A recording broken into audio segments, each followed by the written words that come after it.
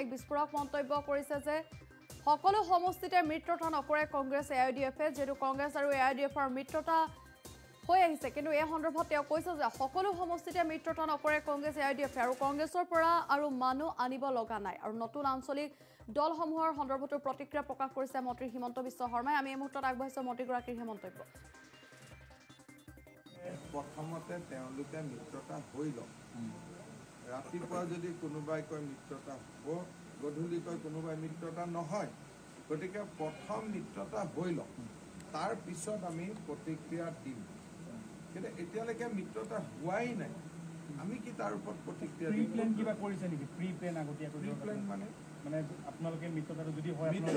মিত্ৰতা হ'লে তেওঁলোকক কেনেকৈ গ'ল দিব লাগিব আৰু মিত্ৰতা নহ'লে কেনেকৈ গ'ল দিব লাগিব সিক্ৰেট আণ্ডাৰষ্টেণ্ডিং হ'লে তেওঁলোকক কেনেকৈ গ'ল দিব লাগিব তিনিটা পৰিকল্পনাই আমাৰ হাতত ৰেডি আছে কিন্তু কোনটো ৰাস্তা দি চলিব লাগিব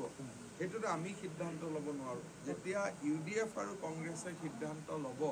তেতিয়া আমি আগবাঢ়িব পাৰিম কিন্তু মোৰ হাতত থকা খবৰ মতে তেওঁলোকে গোপন মিত্ৰতাৰ দিশত বেছিকৈ আগবাঢ়িছে য'ত 80%তকৈ বেছি মুছলিম চিট আছে তাত তেওঁলোকে প্ৰতিদ্বন্দ্বিতা কৰিব 50ৰ পৰা 80 থকাৰ ভিতৰখিনিত তেওঁলোকে বুজাবুজি কৰিব 50তকৈ তলত থকাখিনি তেওঁলোকে গোপন বুজাবুজি কৰিব এই তিনিটা কেটেগৰী হ'লেওতো কোন জিকিব কংগ্ৰেছ বা UDF কোনোবা জিকিব তাততো BJP জিকাৰ সম্ভাৱনা নাই মই জানাত তেনেকুৱা চিটবিলাকত তেওঁলোকে মিত্ৰতা নকৰে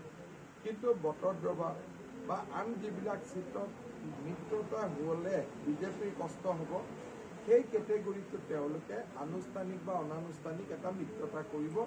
এতিয়ালৈকে কংগ্ৰেছৰ ভিতৰৰ পৰা অহা খবৰ সেইটো কিন্তু তেওঁলোকৰ এতিয়া লিডাৰো কোন আছে কি নাই ঠিক হোৱা নাই লাহে লাহে তেওঁলোকৰ অহা সপ্তাহৰ ভিতৰত মই জনামতে তেওঁলোকৰ কেম্পেইন কমিটিৰ চেয়াৰমেন এজন দিব মেনিফেষ্টো কমিটিৰ এজন চেয়াৰমেন দিব কিবা এটা কোঅৰ্ডিনেশ্যন কমিটি কৰিব তেনেকুৱা কিছু তেওঁলোকে যোৱা 2 দিনত পৰিকল্পনা কৰিছে মই ভাবোঁ সেইখিনি তেওঁলোকে কৰক কৰাৰ পিছত চিটুৱেশ্যনটো যি ধৰণে ডেভেলপ হয় সেই ধৰণে আমি ৰেছপন্স কৰিম এই দলকেইটাক লৈতো মই হাৰি গৈছোঁ তেওঁলোকৰ বুথ কমিটি নাই জিলা কমিটি নাই সেইকাৰণে মই কৈছোঁ যে এতিয়াতো ফেব্ৰুৱাৰী মাহত 23,000 বুথ কমিটি কেনেকৈ কৰিব সেইকাৰণে মই ভাবোঁ এওঁলোকে মনত 2026ৰ কাৰণে প্ৰস্তুত হৈ এতিয়া কংগ্ৰেছৰ বিধায়ক যিকেইজন ৰখি গ'ল সেইকেইটা জেগাত আমাৰ কোনো এটা ভাৱ নাই এতিয়া আৰু তাতে কোন বাকী থাকি গ'ল যে কোনোবা বিধায়কক আমি আনিম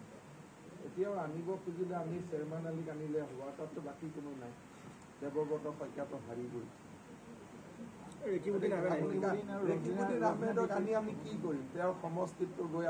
আমি এটা গৰৈ মাৰিত আমি ভোট পালেহে হ'ব গতিকে এতিয়া আৰু আনিবলগীয়া মানুহ তাত বাকী নাই মানে ভালোবাসা থাকিলেও আনিব পৰাৰ মানুহ নাই সেইটো মানে হৈ গ'ল যিখিনিলৈকে আনাৰ দৰকাৰ আছিল আমি লৈ আহিম ভালোবাসাটো মোৰ লগত চবৰে আছে সেইটোতো স্পষ্ট নহ'লে মই কংগ্ৰেছৰ ডিচিশ্যনখিনি আপোনালোকে গম পোৱা নাই ময়ে কৈ আছোঁ কংগ্ৰেছৰ মেনিফেষ্টো কমিটি কেম্পেইন কমিটি হ'ব প্ৰদ্যুৎ বৰদলৈক চেয়াৰমেন কৰিব এনেকুৱা তেওঁলোকে ভাবিছে এটা কমিটিত গৌৰৱ গগৈক চেয়াৰমেন কৰিব এটা কমিটিত প্ৰদ্যুৎ বৰদলৈক চেয়াৰমেন কৰিব এতিয়া গোটেইখিনি যদি কংগ্ৰেছৰ ডিচিশ্যনখিনি লাগে কালি মোৰ অফিচত আহিব মই কৈ দিম কিয় নাথাকিব 22 বছৰ তাতে আছোঁ কি কথা কয় এইটো যদি আজি যদি কংগ্ৰেছতে মোৰ মানুহ নাথাকিলে ক'ত থাকিব এতিয়া আৰু আমাৰ ইয়াতে MLA সকলৰ কাৰণে এক প্ৰকাৰ দুৱাৰ বন্ধ কাৰণ তেওঁলোকৰ সমষ্টিৰ পৰা আমি তেওঁলোকক টিকট দিব পৰা পৰ্যায়ত নাই কিন্তু কোনোবা বিধায়কে যে নহয় দাদা মোক টিকট নালাগে BJPৰ আদৰ্শত ভাল পাই মই যোগদান কৰিম সেইটো কেটেগৰী সদায় খোলা কিন্তু টিকেট দিম বুলি আনিব পৰা আমাৰ হাতত আৰু কোনো বিধায়ক নাই মিছা কথা কৈ লাভ নাই কাৰণ আমি আৰু গৈ পেলাই এতিয়া জনিয়াত আমি টিকট দিম বাগবৰত টিকট দিম সেইটোহে কংগ্ৰেছত বাকী আছে কংগ্ৰেছৰ চেম্পল কি বাকী আছে আৰুতো বেলেগ নাই ৰকিব হুছেইন যোগদান কৰাৰ কথা এটা ওলাইছিলে যোগদান কৰে নকৰে মই নাজানো কিন্তু চামুগুৰিত আমি ক'ৰবা জিকাম আজিৰ দিনত তেওঁ কোনো ধৰণৰ আমাৰ লগত যোগাযোগ কৰা নাই আৰু অসত্য কথা ক'ব নালাগে গতিকে ৰকিবুল হুছেইনৰ লগত আমাৰ কোনো যোগাযোগ নাই কিন্তু এই মুহূৰ্তত তেওঁ যোগদান কৰিলেও আমিনো তেওঁক কেনেকৈ কংগ্ৰেছ চামগুৰিটো আমি জিকাব পাৰিম এইটো আমাৰ কণ্টেষ্ট উচিত হ'বও পাৰে নহ'বও পাৰে কিন্তু তাতে তেওঁ লোকসভাটো লিড লৈছে যোৱা বিধানসভাটো তেওঁ জিকিছে তেওঁ আমাৰ তাত কিয় আহিব য'ত এটা নিৰাপদ স্থানত আছে নিৰাপদ স্থানৰ পৰা নিশ্চয় তাত কিয় আহিব মন্ত্ৰীটো তেনেকৈ নহ'ব ন মন্ত্ৰীটো জিকিবৰ কাৰণেতো প্ৰথম MLA হ'ব লাগে সেইকাৰণে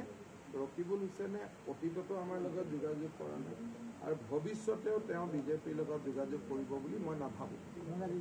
গতিকে পেপাৰত এই কথাবোৰ যি থাকে এইবোৰ সত্যৰ ওপৰত আধাৰিত নহয় আৰু এনেই মই যিহেতু আপোনালোকে খুব অনেষ্টলি সুধিছে সেইকাৰণে মই অনেষ্টলি উত্তৰ দিছোঁ যে ৰকিবুল হুছেইন দেৱব্ৰত শইকীয়া এইবিলাকৰ লগত আমাৰ কোনো যোগাযোগ নাই আৰু নাজিৰাটো আমি বিজেপিৰ পৰা জিকি আছোঁ আৰু আছে খবৰ লৈছোঁ চমু বাণিজ্যিক